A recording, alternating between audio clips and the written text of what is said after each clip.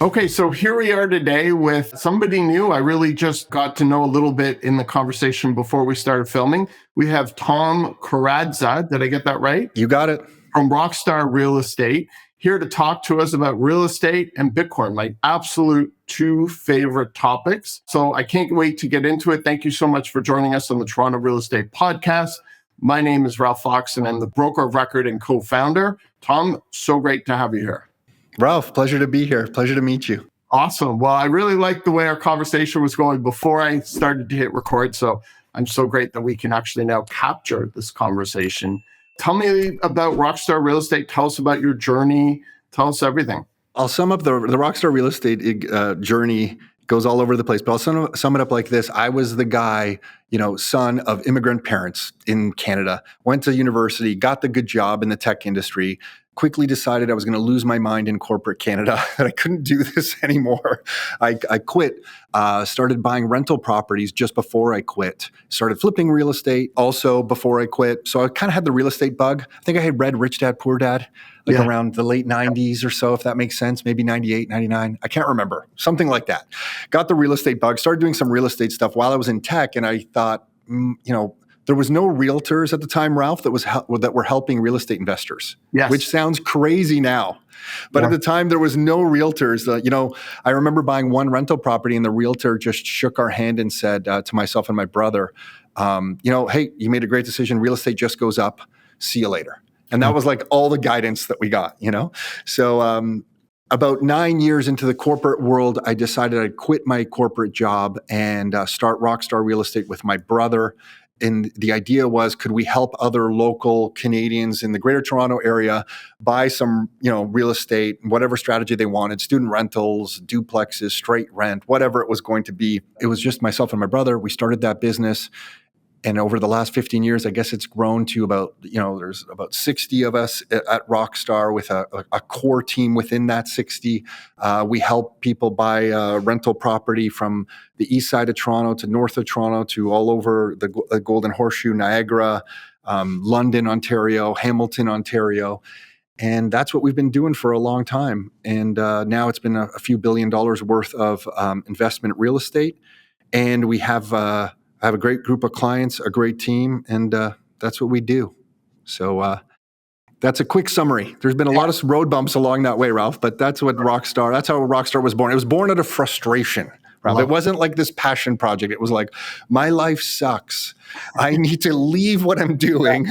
Can I use real estate to create something better for myself and maybe help people around us? That's how it was born.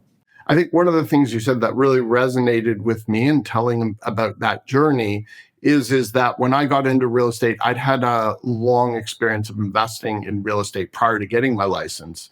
And I was so shocked that once I got my license, there was nothing. There was nothing there. Like, I was like, I can't wait to take a training program and learn about the market and learn about inflation and learn about interest rates. Yeah, totally. None of that existed. And you couldn't even find it anywhere as an agent looking for training, because all the training you could find was about lead generation. And it was never about how to educate your clients or how to become educated yourself as an agent. And so as we've built Fox Marin, a huge component to what we've done has always been about educating our clients, empowering our clients so that they can make the best decisions for themselves. And so I think you guys have really done a really good job of that. And I think you've built your business basically around really trying to educate your clients how to make the best investment decisions. Is that fair? Yes, absolutely. I think our big moment was our family almost lost everything with the real estate crash of the early 90s. We almost went bankrupt. Our father was flipping properties. I was doing a bit of property management on those properties, cutting the grass, picking up rent. I remember in the crash, one property went that he was flipping from $750,000 in Mississauga to $450,000 in about 3 months. We tried to rent it out. We were losing $1,000 a month. Then the tenants skipped out on rent on us. I had to tell my dad that I didn't collect the rent, and I was doing all this stuff. It was just like a horrible time for our family. Yeah. But then when we started Rockstar, my brother and I started Rockstar, we started buying properties by ourselves around the year 2000 without our family. Around 2008, we had just started Rockstar Real Estate, and there was a great financial crisis. And everyone around us told us it was going to be a brutal recession, real estate was going to collapse. And we thought, oh my gosh, how have we put our families in this situation again? We almost lost everything in the 90s. We thought we did everything right, went to school, got the good job, started buying some assets. And then in 2008, ultimately there wasn't a big collapse in Canada, but that was the discussion. And we thought, here we are again. Like we thought we've done everything right and we're about to lose everything again. And then I went down that rabbit hole that you alluded to of education that is not provided anywhere, of how does the central bank work? How do interest rates really work? How are they able to drop interest rates? How can they buy bonds and affect the bond market and affect interest rates that affect the fixed rates? And how do variable rates really work? And what's this M2 money supply thing? I don't even know, what is this? And that started the rabbit hole of how does this financial system that we're all playing in every day really work? And that led me to things like gold. I started buying gold at that time, Ralph. Yeah. And I'm like, I'm going to buy some gold coins. This is going to be... And we started, kind of doubling down on our real estate. And that was kind of the journey beyond real estate for us. That my gosh, we're playing in a system. We're trying to save and get ahead for our families and for our clients. Yeah. We don't understand the rules of the game. I couldn't even tell you at that time what the inflation rate was, or was it manipulated, or was it really true? And how does M2 work? And what does that mean to my family? So that journey was kind of really enlightening, and that started opening our eyes to a little bit of the what I call the rules of the game. So that was a big journey for us. And then Rockstar, we just started sharing that with our clients. So we started explaining, hey, listen, it's not that real estate is really going up. And I use this example. I'm like, if you think about the first family home that you bought or the first condo you bought, and let's call it $500,000. And that house, which I know sounds like a low price right now, but this is how old I am, Ralph. But if you buy the house for $500,000, let's say in Mississauga or in Etobicoke, wherever it was, and you put the $500,000 that you used to buy the house on the front lawn, and then you came back 10 years later in Etobicoke, and that house was worth $500,000, and the money that was used to buy the house is sitting on the front lawn still. Mm-hmm. But now that house in Etobicoke isn't selling for $500,000; it's selling for $1.5 million. Mm-hmm. Well, what changed? Did the house change or did the money change? Because the house that's sitting there is actually a little bit worse off. The roof's a bit older. The windows are a bit older. Nothing's really changed about that house. Why is it costing 3 times the amount of dollars that are sitting on that front lawn? And the reason is that the dollars lost value during that 10 years. So I needed more of those dollars to buy that house. And when you change your frame of reference to thinking the price of real estate didn't go up, the value of the dollars went down. Yes, exactly. Your whole worldview, worldview, or mine at least, got flipped upside down. Yeah, and it's unbelievable. If you look at Bitcoin and you look at how in 2016 would have been 660 Bitcoin or whatever it is to buy a house. In 2020, it's 150, 200. Now it's 6 to buy the average house. So is the price of real estate going up, or is the denominator, the way we actually measure it, going down? And when you have a hard asset like real estate, it's going down. But when you have a harder asset, meaning how hard it is to create or recreate, it's going down even faster. And when you start to understand that, and when you start to see that, it absolutely changes everything. And very few people understand this, right? And for me, and it's really, and again, I'll take a step back. This is why I so badly wanted to have you on this podcast, and I appreciate you joining us today. But you are, and we talked about this earlier before we started filming, but you are literally the first person in our industry in real estate talking about Bitcoin as an investment strategy and as a solution, maybe even a superior solution than real estate in some regards, to the problem of debasement that we're all facing. And so I think it's such an interesting and important conversation, and very few people in real estate are having this type of conversation because there's a lot of risk and not necessarily a lot of personal upside when your clients are buying real estate, other than buying into a lot of volatility in a speculative asset, which a lot of people are going to tell you never to touch with a 10-foot pole.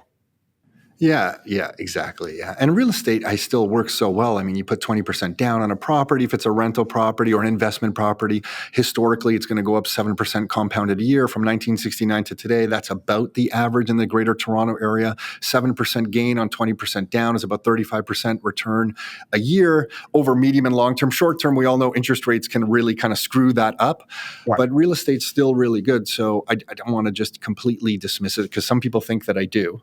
Just throwing that out there. Right. But you're right. Bitcoin presents something that is so uniquely different. And I think that it's very challenging for my friends who are in traditional finance in Toronto, working on Bay Street or even working in other industries. I think they can't see it because we've forgotten as a people or as a society what money is. I don't know your age exactly. I'm born in 1973. So my generation, I feel like you're younger than me. Wow. You're not. I'm older than you. You're older. You're looking good. You're looking great. It's the filter. Yeah. Filter and good lighting. You're looking great. You're looking great. I think it's the trips to Argentina. That's what I think it is. I think it's the trips to Argentina. Our generation, you're born in an era where we don't have real money. So we're born in an era where debt is being used as money, and nobody talks about it that way. You just talk about the Canadian dollar is money. And because you don't really understand what good money looks like, and we've never been taught that, it's never discussed, when you see good money and possibly the best money humanity has ever seen, you can't recognize it because you don't know what the characteristics of money are. So when Bitcoin is presented to you, you kind of just laugh it off and you'll quote a Warren Buffett line like, oh, well, it doesn't generate any yield, or, it's rat poison. I think Charlie Munger was famous for saying that. Or, I don't understand what's the intrinsic value of this thing. And all these things that people are saying to try to interpret what Bitcoin is just because their context of what money is doesn't really exist, or it hasn't been fully fleshed out. So they don't have the, intellectual framework to really analyze this thing. And I don't mean to sound like I magically was smart enough to do it. I think it was just after going down the 2008 rabbit hole of the great financial crisis and understanding gold and going down this, eventually when I was presented with Bitcoin, I started to understand like, wow, this thing is something much more than what I dismissed it early on as just like funny internet money. It's actually a threat to somebody's entire framework with how they see the world. And so it's something you naturally want to dismiss, because if you didn't, you'd really have to change the way you see everything. And I mean everything work around you. And it really does go back. And I know we're talking about this to our viewers in such this crazy sort of esoteric level right now, but it's kind of like the Matrix. And once you take that pill, once you follow the white rabbit, it changes everything. And so what I find to be so interesting is you can show now, what is it, a 15-year track record of how this is the best performing asset, period, almost any time period. And so you would think that if you see that type of history on a specific asset, that somebody would want to do the work and be like, you know what, maybe I shouldn't dismiss this. Maybe I shouldn't be intellectually lazy. Maybe I should spend 20 hours trying to figure out exactly what this thing is, because it's doing something that no other asset is doing. And it's doing it basically like this, if you zoom out on the long term. And so it's just such an interesting thing, because it's really a question, do you want to do the work? And do you want to go down that rabbit hole and try and figure out what it is? And maybe you can dismiss it at the end of it, but you would think that you would have a fiduciary duty to yourself and to your family to do the work to make that determination based on the track record that this has shown, because clearly this is seeing or reacting to something that people aren't really paying attention to. Yeah, it's like it's giving us a new measuring stick. It's basically repricing the entire world, and people don't see it. And I think just listening to you describe it, it's interesting, the fact that you went down this rabbit hole, because I don't really meet many people that have gone to, especially people who are in real estate, that have gone down this path, because it does threaten your whole kind of worldview. But I think the one of the big aha moments for me was when I discovered that although it's very volatile, this thing, Bitcoin, and everyone talks about it like, oh my gosh, it can shoot up really high and then, well, it'll come back down next year, or, it can shoot back down. When I really looked at the 4-year rolling compound annual growth rate, And that just blew me away when I started to look at that data. And when you look at a 4-year compound annual growth rate over a rolling 4-year window, it removes all the volatility, and the lowest compound annual growth rate over any 4-year window is right around 24% or so. Mm-hmm. And the last 4 years up until right about now is 40 some odd percent, 45, 50. It's changing right now, but the last 4 years it's been in the 40s. The lowest it's ever been is been 24, and that would be if you bought it at the top of the market in 2017 and held it for the next 4 years. It still returned to you 24% compounded annual growth rate as the lowest return. I think when you start to look at it that way, then the volatility doesn't matter anymore, and then you're just staring at like the best performing asset. Like over the last 4 years with all the volatility, if anyone who's listening to this has followed Bitcoin, you probably know how volatile it's been, but you don't know the compound annual growth rate has been about 46%. Compounded annually for 4 years. And when you start to look at that, to me, that was then the game changer, because then if you even look at equities or the stock market, look at PE ratios, or you look at real estate, you're like, wait a second, I can just buy this thing, hold on to it, and it's going to go up at that compound annual growth rate over 4-year periods. To me, that was like, it perplexed me to the point where I'm like, what am I even doing? Like, I don't understand, because anything else I put my money into now has to beat that. That's like the baseline. And then it's your whole worldview is like, I don't understand. Like, how would I have beaten 46% over the last 4 years? Like, I don't understand what to do other than buy this Bitcoin. It's the best thing I could do for myself, my family, my purchasing power. And like you, I'm always perplexed when people don't put in the work. But I think, I've been there as well. And I guess you were at one point too, busy, paying bills. You have a family, trying to make ends meet, so I can see. Friday, a buddy of mine told me about it at $750. No way. Oh, I blew it off. I was just like, same. Yeah, same. Whatever. So it's happened 2 or 3 times. And there's that saying, you buy Bitcoin at the price that you deserve. And it's like when you are ready to take this in, or you have that moment where you open yourself up to trying to understand exactly what is happening. And the flip side to that is when you start to realize, and this is something Michael Saylor started to talk about in 2020, 2021, when he started to buy into it, is he realized with the amount of currency debasement that was happening, that there was a benchmark rate of about 10% that you would have to hit just to break even. When you take into account how much money is being printed and created, and then when you take into account inflation, and when you take everything into account, 10% is breaking even, and there's a lot of investors out there who would be thrilled at 10%, and they don't really realize that they're just treading water.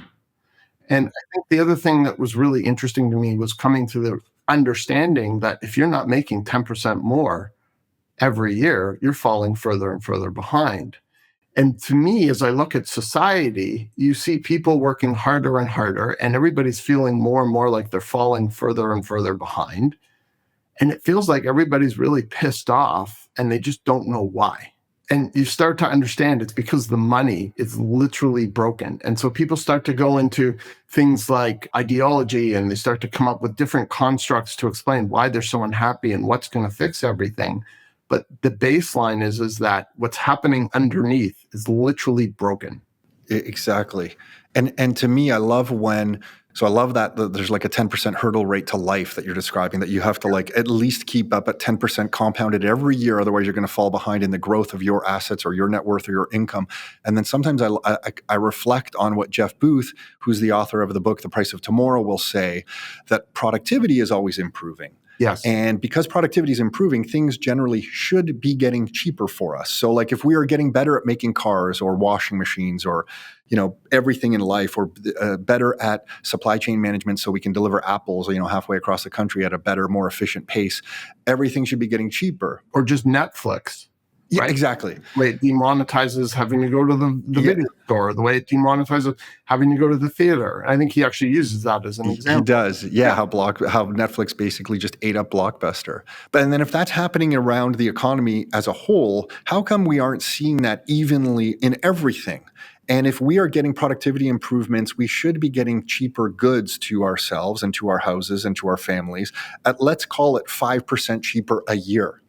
So going back to your hurdle rate of 10%, not only do we have to overcome the 10% to keep up with the cost of everything, we are being robbed in this current system of the 5% that things should be getting cheaper every year. So in my mind, I'm always adding the 5% as my personal, like, well, we're getting ripped off that too. So I should be beating 15%, the 10% inflation, add on the 5% that I'm not getting. And someone listening to this for the first time, you might wonder, like, well, what the heck is he talking about? And what I'm describing is that in our current economic system, with the gross domestic product measured the way it's measured, with consumer expenditures, government expenditures, investments, and net exports, we always require a GDP number in this country to go higher in order for this debt-based system to work. The number always must go up. And the way the number always goes up in the economy is that we get more dollars printed through debt and stuffed into the economy. It devalues our purchasing power, and it robs us of the lower prices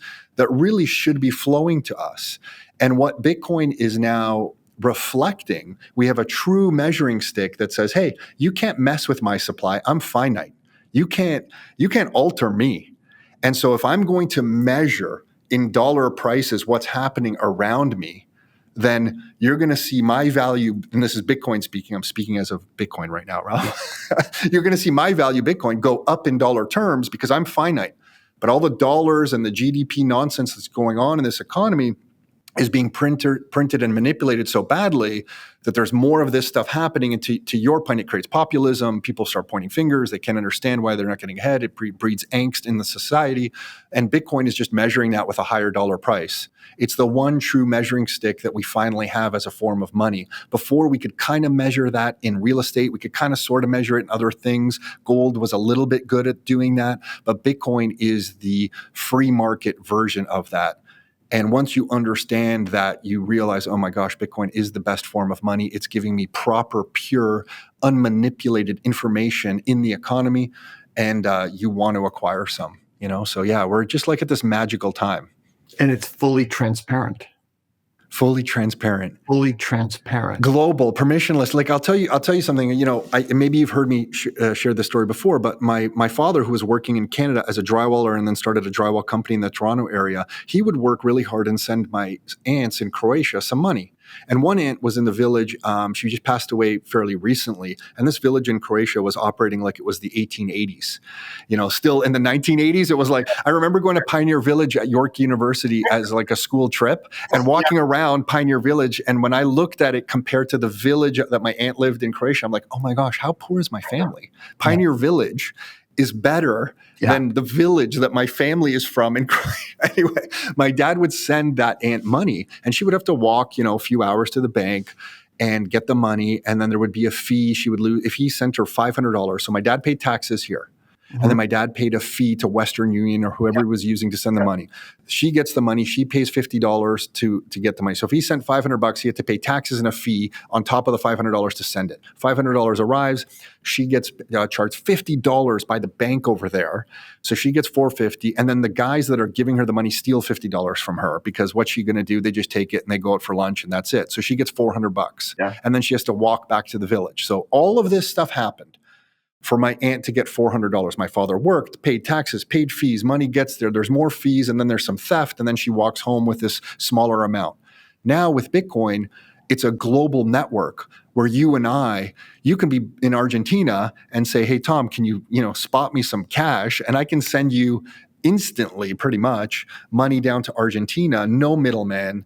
It's the most beautiful thing. And I didn't fully appreciate that Bitcoin was an asset, but also a global monetary network. And it's that, permissionless transaction, global settlement thing that we all now have access to me, that is really going to change the world. And people don't quite see that yet. It was interesting because it's something that I think we take for granted here. But we talked about before, and you alluded to now, Argentina. Corey and I, we went to Argentina over the holidays. We wanted to have USD. So I went to the bank and I converted my Canadian Arctic peso into US dollars. And it was, I can't remember exactly, it was like 3,500 Canadian. And I walked away with 2,200 US. And I was sitting there in the bank and my heart started palpitating. And what's interesting is I saw, because of bad fiscal policy and a government that I didn't even vote for, who won't step down, created this environment where my economic wealth just deteriorated. And I'm in a country where I'm Jewish, there's a lot of anti-Semitism going on. And I'm like, this is how people get trapped in countries. And this is something I've read about the Holocaust, and but like here was it was a brief moment.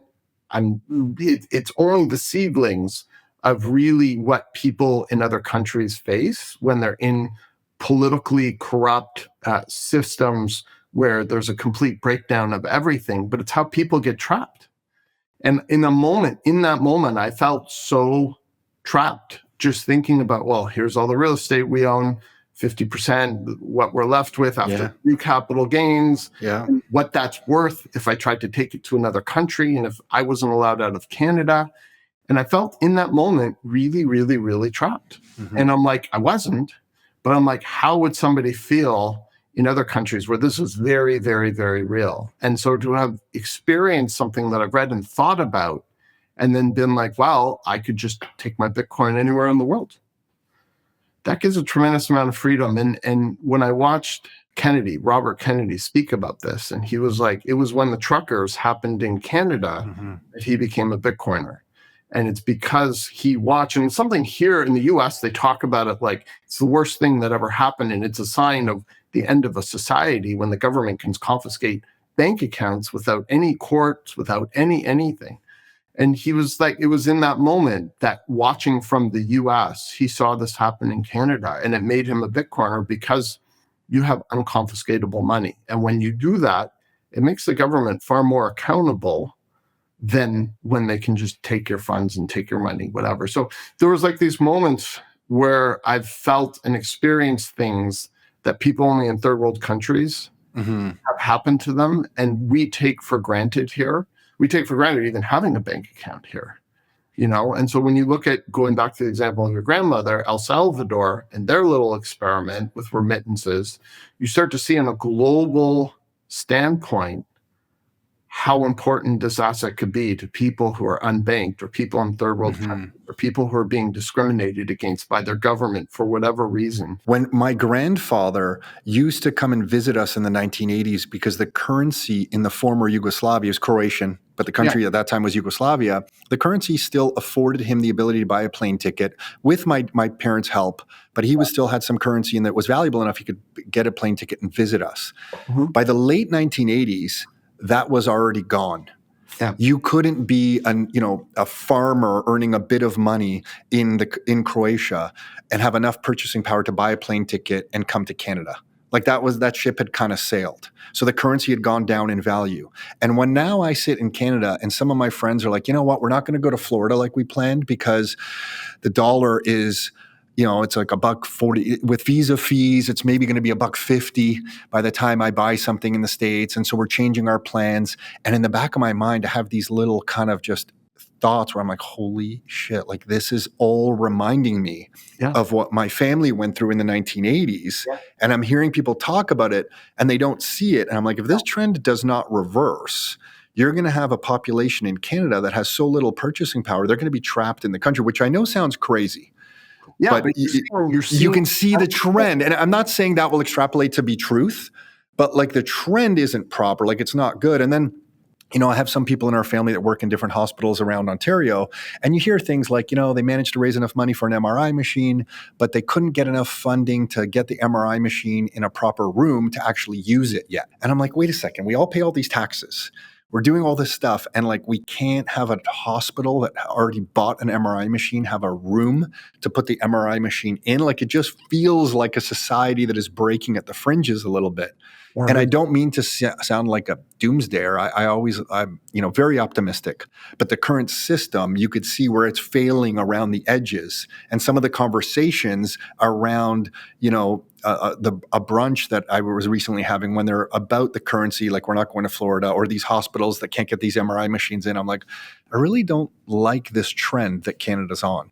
And to me, if a family can bypass that by owning some Bitcoin, you kind of just instantly eject yourself out of the system, and your purchasing power is protected in this new system.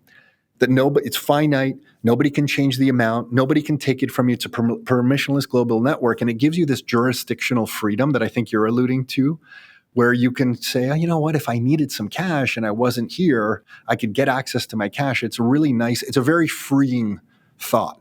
Yeah. You know, it's like the idea of a sovereign individual as it should be.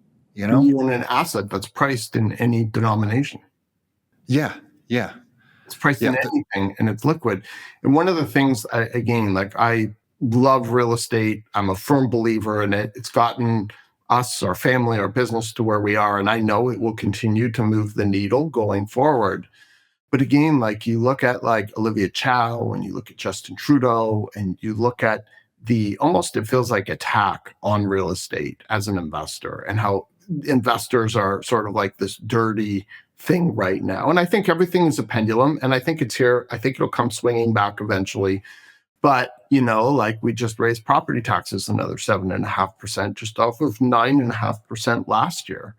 And it's like they're so desperate for money, and they're so desperate to keep spending without any sign of cutback, that they just keep coming after the assets and the asset holders and the investors, and they keep coming after real estate. And so for me, in addition to having that sovereign ability, like you talked about the individual sovereign, it also really presents a way to protect wealth in a way that the governments really aren't able to go after the way they are with real estate, with the landlord tenant board, with rent TO, with all of these regulations and governances, and then taxes, which just keep going up and up and up. You start to look for other places to put capital. And that's one of the unfortunate things is with a socialistic mindset, is you don't realize that capital is fluid and it'll just move to other places. And you see a lot of people in real estate who understand the principle of at least scarcity, making something like Bitcoin, which is very, very scarce. So, yeah, and it's unfortunate we have that leadership in this country, because I was recently in Dubai, and then when I saw that country and I came back here, I thought, oh my gosh, like Canada's the best. Like we have so much oil. Yeah. So much energy. We have so many minerals. We have so much lumber. We have so much fresh water. Yeah. Like if Dubai can build a city out of the desert, and one of the gentlemen that was one of our tour guides there, he's like, you know who has more oil and energy than we do, right? And I'm like, no. He's like, Canada. Yeah. I'm like, oh, really? You know, like the silly Canadian didn't even know that, right? And I'm like, my gosh, like we're the best. Like Canada is literally the best, but we have just such poor leadership. And I think recently I heard the current leader of our regime, as I like to refer to him, say that Canada's stable, and businesses will want to invest here. And I'm like, well, I'm a business owner, and I'll tell you, with the capital gains changes that you're making and some of the thinking, I don't really have any interest in expanding my business footprint here. If anything, we're dealing with clients, and myself and Nick are talking about doing more in Florida. Yeah. Because why would we expand here with the uncertainty of the way the taxes are going? Hamilton just casually proposed a second land transfer tax for the municipality instead of just the provincial one like Toronto has. And I think they shot it down. Enough negative feedback came in. But it's a sign of the times, like you're referring to, that when like the system goes broke, there's just going to be more grabs. So I expect more attacks at asset owners, more attacks at property owners. And it's unfortunate because people who buy real estate as an investment usually are backed into a corner. It's not like anyone wakes up with the dream of getting into, rental properties, I feel like. Some do maybe, and some are developers. But usually it's like, okay, real estate seems to do okay. I'll buy some as an investment.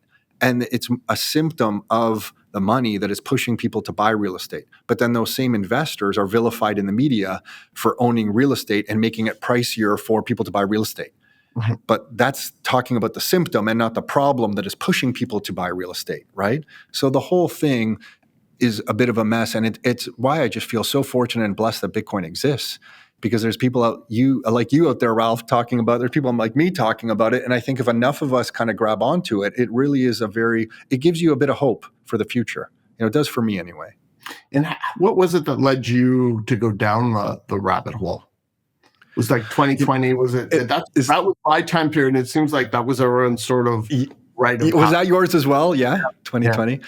Yeah, it was 2020. We were shut down, and I was I was reading some like hedge fund managers reports. I was thinking like Nick and I started opening up multiple bank accounts because we're like, oh my gosh, the banks are going to fail.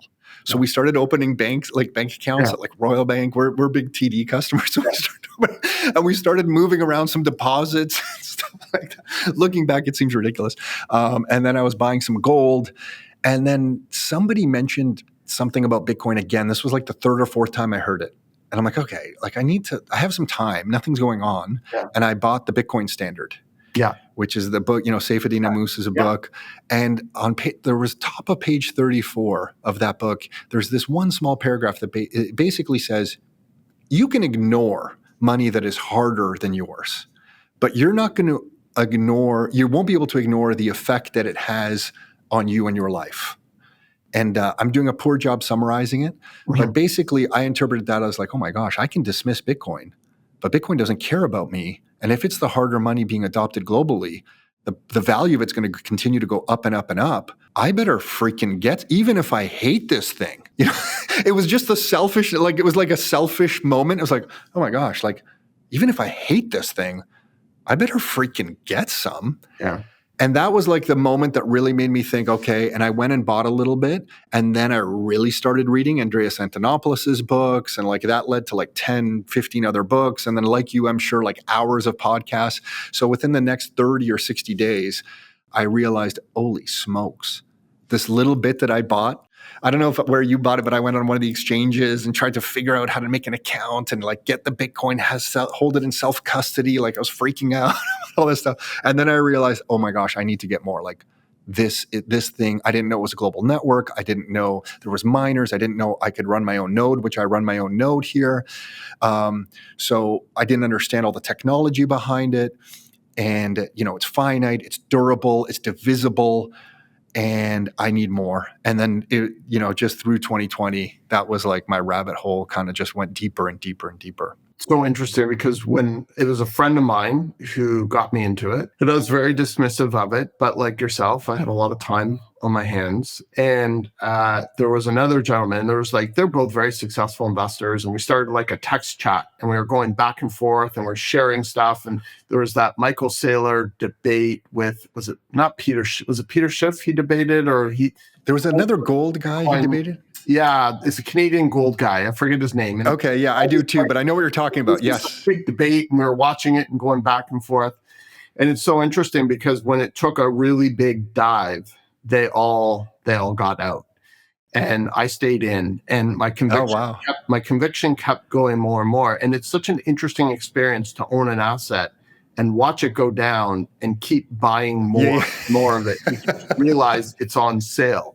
And not be phased while everyone else is like, oh my God, it's going down, let's sell it. And it goes back to the mentality of, well, if you think it's a bargain at 40,000, it should be a really good bargain at 30,000.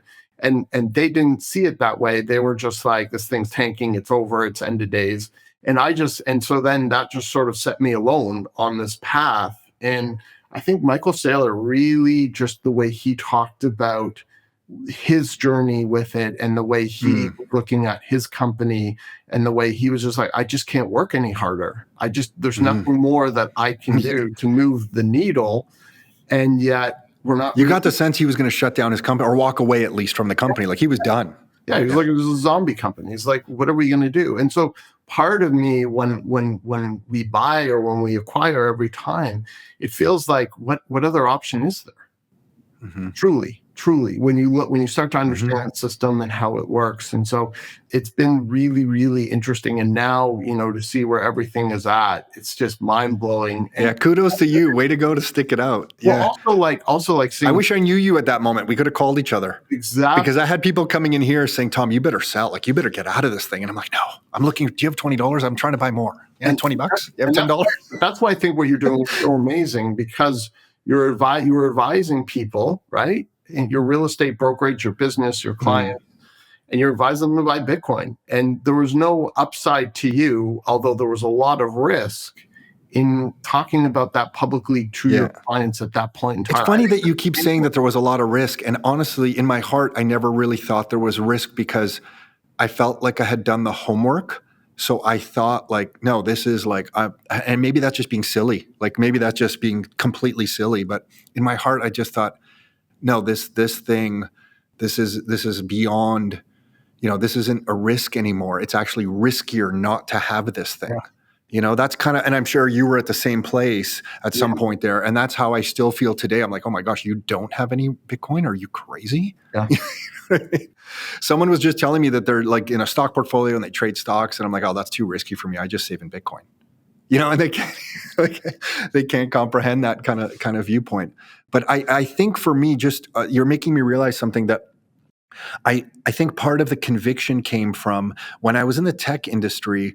I remember when I was leaving Oracle to join NetSuite 2 years before it went public. So NetSuite was software as a service. They were going to put accounting in the cloud. It went public for $1 billion on the New York Stock Exchange. And as I left Oracle to join NetSuite, I remember a manager at Oracle telling me, Tom, no company's going to put their accounting software, the very lifeblood of their business, into the cloud. They're always going to host that in their offices in like a server room. Yeah. And I remember looking at him thinking, are you crazy? Like, this seems blatantly obvious to me. Yeah. Like, you already do your online banking. Why would you not just put your accounting? You don't want to update. You're not in the business of keeping servers up to date and hiring IT people. Like, you're in the business of selling socks or, building kitchens or, selling espresso machines, whatever it is you're doing. You're not doing all this other stuff. People are going to put it in the cloud. It seems so obvious to me. Yeah. And NetSuite, I left to go join NetSuite. It went public 2 years later from him telling me it was going to die. And he was already in tech to go public for $1 billion. Yeah. And that really registered with me. I thought, oh my gosh, like people who are even in the system, in the tech industry, don't see the trends. Mm-hmm. And then when the next trend came out, when everything was going mobile, and people were saying, and I think Michael Saylor wrote a book on this that I didn't know about. Mobile wave. The mobile wave. And I saw that, like, oh my gosh, people are like getting their data mobile. They're like now checking their email more. And it's not just, they're watching videos as the network grows. You're getting Netflix now, just not at home. You can like get it on your phone. So not only did Netflix like crush Blockbuster stores, it's crushing like your TV at home because you're just watching it on your phone now even. And I remember seeing that. And then when I saw Bitcoin, it was like, I just felt intuitively that there was this trend beginning.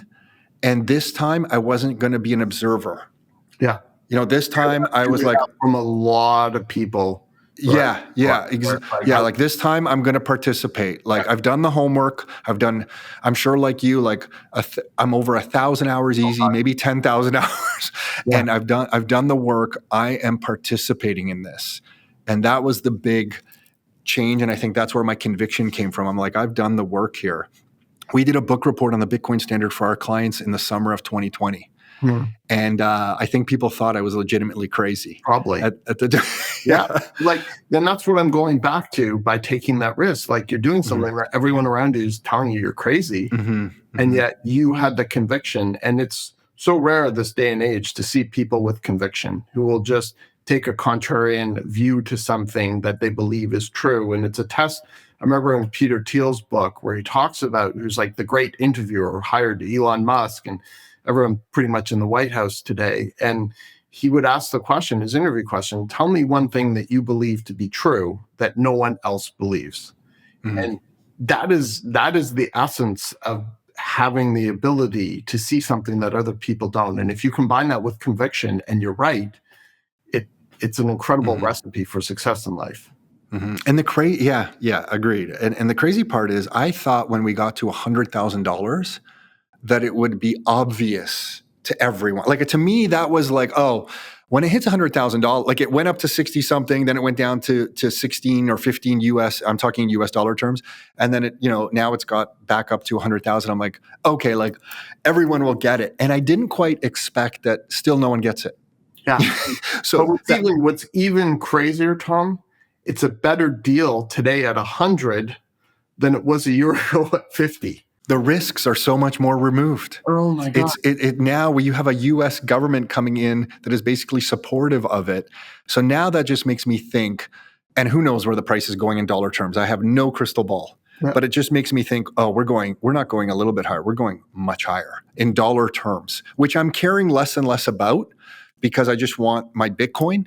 But it is nice to see the US dollar price go up. I'm not going to lie. Right. But it's amazing that people don't understand or talk about FASB or the repeal of sub, whatever it is, one for banks to be able to custody it on behalf of their clients. This just got repealed, I think, yesterday or this week. This is just happening. You'll be able to walk into CIBC in a year, in 2 years, and they will custody your Bitcoin, and you might be able to get interest on it. Like, that didn't exist 2 days. I feel like telling people, imagine you could own a part of the internet. Yes. Well, if the internet was the information, the ability to exchange information globally, Bitcoin is the network that's going to exchange value globally. And now you have the opportunity, if you so choose, to own a piece of that network. Would you be interested? A finite piece. Yeah. Yes. There are finite pieces. There's only so many of them, and you can own them for your family. Would you like some? And people are looking at me like, you know what? I don't really think so. I'm going to get this GIC that's paying, interest rates are pretty good, Tom. I'm getting 5%. It's pretty good. It's pretty good. You couldn't get that a few years ago. Like, I'm happy I'm getting that, Right. You're losing 7% this year. Yes. But when you look at like the change in the FASB accounting rule and the repeal of the SOB and the ending of choke point 2.0, and you realize that every single person in the U.S. government is a Bitcoiner, like they've all disclosed, they all hold Bitcoin and have some level of conviction in it. The Treasury Secretary disclosed that he had, I think, $500,000 in Bitcoin. Yeah. The vice president has $250,000. Yeah, that's right. Yeah. Doge owns billions. Yeah. Like, it runs systematically through, and it's because they are seeing something that a lot of other people aren't seeing, and they're not stupid people. And I think they realize that this is a way for the U.S.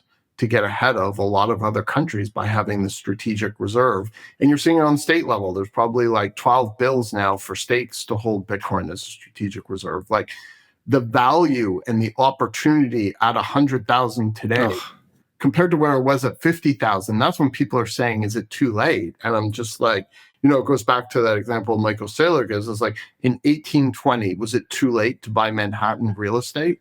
Of course not. Of course not. That's where we are. That's where we are with this. And so it's really unfortunate that people can't get out of their framework to understand not the price appreciation, but how this is a solution to a problem for the entire planet, for 8 billion people.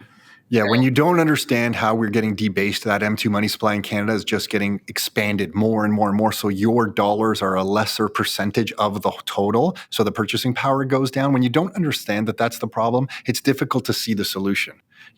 But to your point earlier, when you talked about the price of homes, when you denominate the price in Bitcoin, recently we had to buy a new SUV for my wife. And instead of, I could have sold some Bitcoin, but of course I didn't want to. I just denominated it. I'm like, wait, this Volvo at the time, I think a couple of years ago, whenever it was like 1.5 Bitcoin or something. It was going to be like that. Today, it's like 0.7 Bitcoin. Or something, like 2 years later. So you can see when you save in a hard form of money, your family's purchasing power goes up. And when you first buy the first $100 or $1,000 or $5,000 of Bitcoin, maybe you don't see it. Price goes down on you like it does all of us. The day you buy it, the next day it goes down for sure. Like, that's guaranteed. But over time, when it goes up, and as you get more of your savings in it, you start to see your family's purchasing power increase. And it takes some time.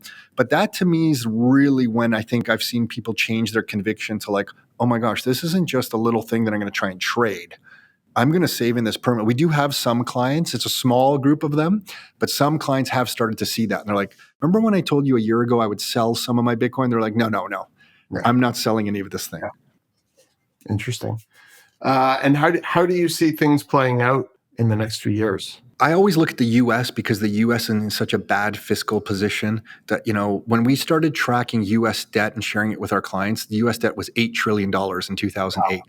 Wow. Yeah. And I remember extrapolating it forward. I'm like, at this growth rate, it looks like it's going to hit like 14 trillion by the year 2014 or 2015. And everybody was like, no, that's crazy. Like, it took, 200 years or whatever for it hit 8 trillion. Yeah. It's not going to hit 14 trillion in the next 5 or 6. So to see it at $36 trillion. The U.S. deficit is currently running at 6 or 7% of their GDP. A 6 to 7% deficit at a GDP when there's no recession is absolutely horrible. A recession will add 6 to 10 percentage points onto that. So you could see a recession possibly taking their deficit to like 12% or something around that. And then obviously Canada follows with similar trends. So to avoid that, the amount of money printing or the amount of growth in M2, both in the United States and globally in places like Canada, that is going to be required to prevent any of these things, to me is going to be astronomical and on a stronger pace than it has been. So I expect, the price of things and the debasement of our currency to accelerate from here, unfortunately. And it might come in, bits and, might go quickly for a little bit and slow down for a little bit more. But over the next few years, this system has to have more debasement by design. Yep. Because it's a debt-based money system, more money must be printed to pay for the previous debt. That is mathematically true. And because that it's a mathematical certainty, to me, it means the dollar price of Bitcoin is just going to continue to go higher and higher. And because it's such a small asset, it'll go, it'll be volatile. And the volatility, I like Michael Saylor's line as well, volatility is vitality, that it's alive. And if there's global assets of $900 trillion, like if you take all the real estate, the bond market, equities, art, gold, and add it all up, it's about $900 trillion. Everyone debates this. And Bitcoin's currently $2 trillion. Could I see Bitcoin going 5x or 10x from here in short order in a world of $900 trillion worth of global assets when Bitcoin's only 2 currently? It doesn't seem like a stretch at all. Could it go more? Yeah. In the next 10 years, I think it's going to shock people. I think it's going to blow people away. It's interesting because it's not just a mathematical certainty. It's also a historical certainty. Like they say, history repeats itself. If you watch the collapse of every society, it's all been on excessive monetary printing or debasement. You go back to the Romans and, when they started to cut the corners on the gold coins, on the dineros, and you go through history and you'll see this repeating itself over and over and over as a cycle. And so this is just history repeating itself, where we have just this continued path of currency debasement. It just now we have a better solution, far better, far more superior than gold. And that's why you're seeing the action or activity on Bitcoin that we're currently seeing today, which I find really interesting. And the other thing you said, and you touched upon with what Michael Saylor said, but I also, Jack Mullers, who's a big Bitcoiner, he talked about it. And going along with what you said, but just a better analogy in my mind is he's like, well, if you're at the hospital and you're having a heart attack and they look at the monitor, if it's like this, a straight line, what does that mean? Sure. Yeah. Good one. Yes. Yeah, for sure. Yeah. This is what you want to see, because it means that there's life. And I think if somebody's watching this, I would just encourage them to go down this rabbit hole and maybe jump on your channel and see some of it, because you've had some epic interviews with some people who are really thought leaders in Bitcoin. But when you start to realize, going back to the 4-year cycle, that every 4 years, the amount, the supply is halved. And then you start to understand that every 2 weeks, there's a difficulty adjustment done for miners. And then you start to understand just that this is an algorithm that's transparent, that everybody can see in the face of everything else, which is just so manipulated. You start to understand that this algorithm or program that was designed is just an answer to a historical problem that mathematically continues to debase over time. And it's just, everything is crashing against it, as opposed to it necessarily going up in value. And so it's such an interesting journey to go down. I think that's why I really wanted to have you on this conversation today. Yeah, pleasure talking to you. I didn't know that there was more of us locally out here. So Ralph, good to meet you. Good to meet you. But I do feel like we're going to get real economic signal again. And Bitcoin is part of that. So yeah, good times ahead. Good times ahead. Awesome. Tom, where can people find you? Maybe just rockstarinnercircle.com. That's one of our websites. Then all the links to everything are off there. On Twitter, I'm just my name, @Tom Karadza, or X. Awesome. Well, this was such a great conversation. So glad to have had you on our podcast. And I didn't even have a line of questions. This is very free flowing. So I have no idea when this comes out on video if it's going to be very scrambled or it'll be a structured conversation. But I certainly enjoyed it. And I hope that there's some watchers out there who will as well. Pleasure chatting, Ralph. Thanks. Awesome. Thanks, Tom.